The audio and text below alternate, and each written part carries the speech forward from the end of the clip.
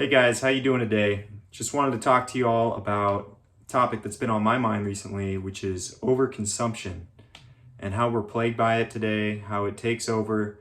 It's constantly on our minds without us even knowing. I mean, we're surrounded by consuming products, we're consuming media, we're consuming posts, everything. It's a constant life of indulgence and pleasure seeking through consumption.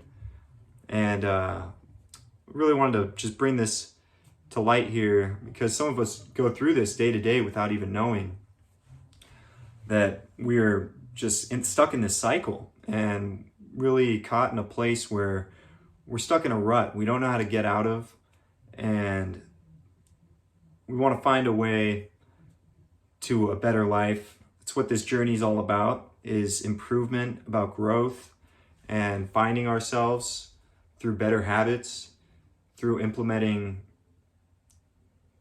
suffering in our lives, really. And some people will cringe at the word suffering, but suffering is really the key to success. Suffering and success that's integral in the process. And suffering is integral for your growth.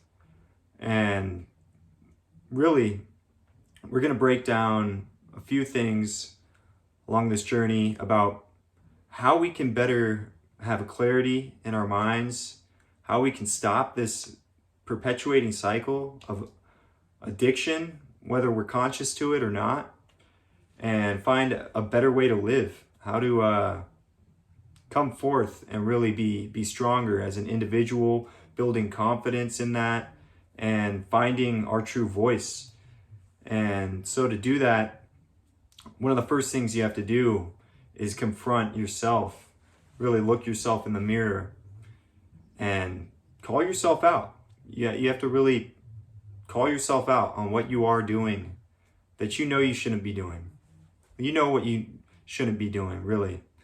And you need to be honest with yourself. If you're not going to be honest with yourself, who are you going to be honest with? I mean, that's the first relationship you have to take care of in life, is relationship with self. And to grow, especially, first things first, take care of you before you start trying to build a business, before you start trying to build your online media, any sort of pursuit you're taking in life. It's best to get right in your head and also take care of your body. And these are key things that are part of the journey, part of this path. And we're really trying to be uncommon amongst a generation of average. And how can we do that, really? How do we stand out amongst this just endless sea of those that are just really not up to it? I mean, I don't think I'm the only one who's seen it out there. There's a lacking in society today, and luckily that's why it's the easiest time to really stand out and to be great, because there are so many that are not. So really taking this path on for yourself is going to be the best thing that you can do in the long run. I know a lot of us like to think, yeah, someday I'm going to get my life together. I'm going to get in shape. I'm going to start doing all these things I know I should do. But I mean, time's ticking. It's really like each day that goes by, that's another day that you could have been further along on your path. And say, yeah, this is your life, that's what you choose to do, but that's affecting the lives of everyone around you. It's going to affect the lives of your children. It's going to affect the lives of your loved ones. Whenever someone needs help and you couldn't provide it, I mean, that's ultimately on you. Whether you want to grow today and be a better man, be a better woman, it's up to you. But first things first, you need to look yourself in the mirror and call yourself out. Call yourself out on all these things that you know deep down, maybe you haven't been wanting to say, but you know what you've been doing wrong. And it might take a little bit of time before it all comes out, but sometimes there's some deep-seated problems within us. I mean, we all have demons of our own. I've heard before, never trust a man who doesn't have a dark side. I believe that everyone does.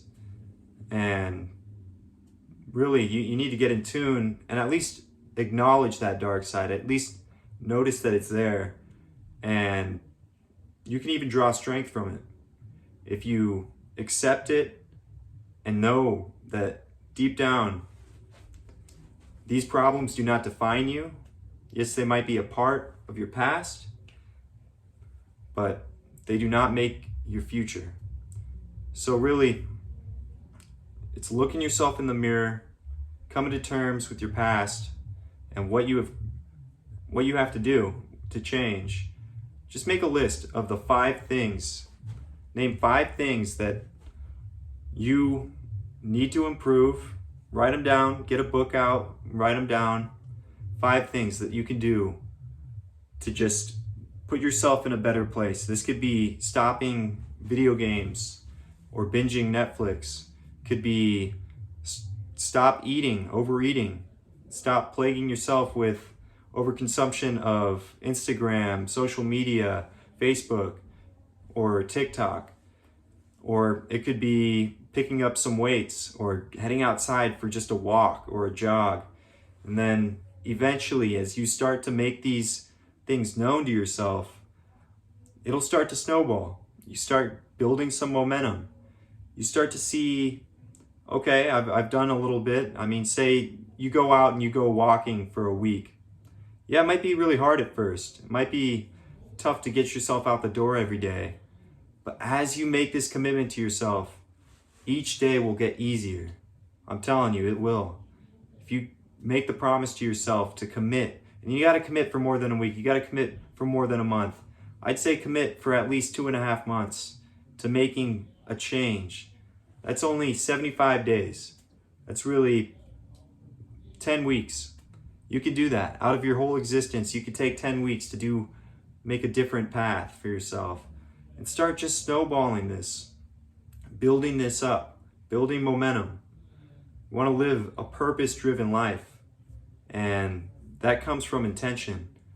So what we could do today, look in the mirror, call yourself out where you've been really lacking. Make a list of what you can do to do a little better, and then make a commitment to yourself and go out and pursue those things. Anyway, thank you guys for listening. I hope you enjoyed this video. I'll see you guys soon.